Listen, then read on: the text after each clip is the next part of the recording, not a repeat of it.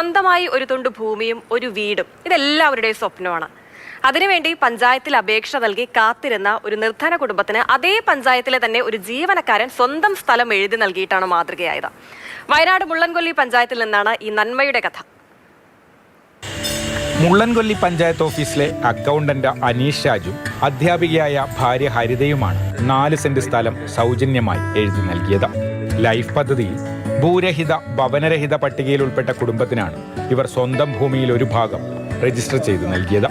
പുൽപ്പള്ളി മണ്ഡപമൂലയിലെ സ്ഥലം ഗുണഭോക്താക്കളായ കുടുംബം കണ്ടിഷ്ടപ്പെട്ടതിന് ശേഷമാണ് ഭൂമി കൈമാറൽ നടപടി പൂർത്തിയാക്കിയത്. പഞ്ചായത്ത് പ്രസിഡന്റ് ലിസി സാബുവിനാണ് പ്രമാണം കൈമാറിയത്. ഭൂമിയില്ലാത്തൊരു കുടുംബത്തിന് സ്ഥലം നൽകണമെന്ന് തീരുമാനിച്ചിരുന്നതായും സഹപ്രവർത്തകരുടെ സഹായത്തോടെയാണ് അർഹരായ കുടുംബത്തെ കണ്ടെത്തിയതെന്നും അനീഷ് പറയുന്നു.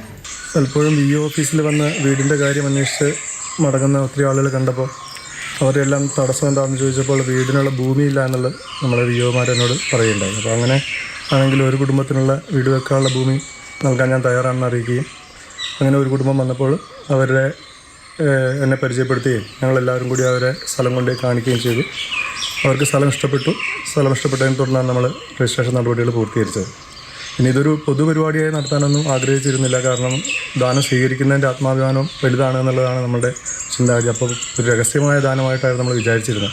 പക്ഷേ ഇങ്ങനെ ഒരു പരിപാടി പുറലോകം അറിഞ്ഞാലാണ് മറ്റുള്ളവർക്കും പിന്നീട് അത് പ്രചോദനമാകും എന്നുള്ളതുകൊണ്ടാണ് പഞ്ചായത്ത് പ്രസിഡൻറ്റും സഹപ്രവർത്തകരൊക്കെ നിർബന്ധിച്ചപ്പോഴാണ് പിന്നെ ഒരു വേദിയിൽ വെച്ചതിൻ്റെ ആധാരം കൈമാറാൻ തയ്യാറായത്. ആ കുടുംബത്തിന്റെ സ്വകാര്യത മാനിച്ച അവരുടെ വിവരങ്ങൾ പുറത്തുവിടാൻ അനീഷ് തയ്യാറല്ല. എന്തായാലും ഭൂമി ലഭിച്ചതോടെ വീടെന്ന ഈ കുടുംബത്തിന്റെ സ്വപ്നം ഉടൻ സഫലമാകും. മാതൃഭൂമി ന്യൂസ്, വയനാട്. എന്തായാലും ഇതുപോലെയുള്ള മനുഷ്യരൊക്കെ ഇപ്പോഴും ഉണ്ടെന്ന് കേൾക്കുമ്പോൾ ശരിക്കും വലിയ അത്ഭുതവും സന്തോഷവും ഒരുപോലെ തോന്നുന്നുണ്ട്. M കമൽ ചേരുന്നുണ്ട് തത്സമയം.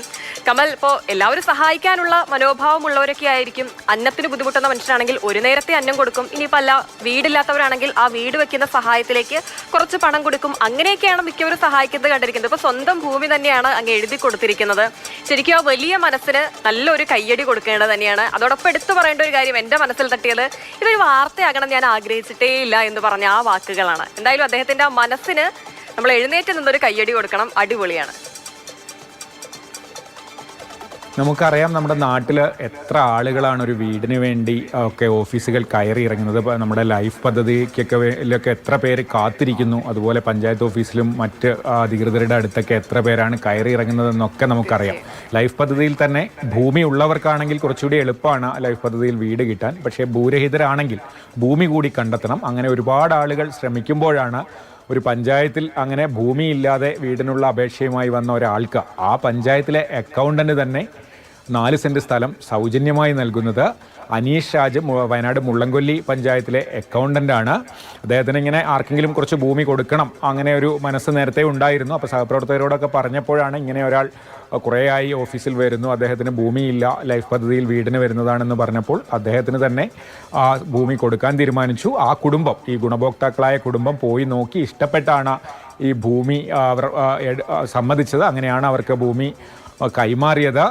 ഈ അനീഷിൻ്റെ ഭാര്യ ഹരിത അധ്യാപികയാണ്, സ്കൂൾ അധ്യാപികയാണ്. അവർ രണ്ടുപേരും കൂടെ സന്തോഷത്തോടെ എടുത്ത തീരുമാനമാണ്. അതിലെടുത്തു പറയേണ്ട ഒരു കാര്യം, ഈ കുടുംബത്തിൻ്റെ സ്വകാര്യത മാനിച്ച് അവരുടെ വിവരങ്ങളൊന്നും ഇവർ പുറത്തുവിട്ടിട്ടില്ല. ആർക്കാണ് ഈ ഭൂമി നൽകിയതെന്ന് അവർ അത് പുറത്തേ പറഞ്ഞിട്ടില്ല. ഈ ഭൂമിയുടെ പ്രമാണം പഞ്ചായത്ത് പ്രസിഡന്റിനാണ്.